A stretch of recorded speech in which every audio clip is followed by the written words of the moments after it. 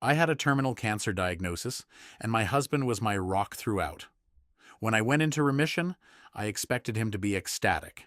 He resented it. Part 1.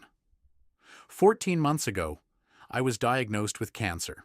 The chances of survival were low, and my partner and I were realistic about what could happen. He was extraordinary during my treatment, as we prayed for a miracle.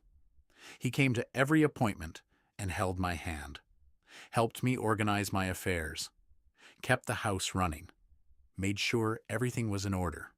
I reflected on our wedding vows and knew this was a man keeping his promise. Then, something happened that my doctors cannot fully explain.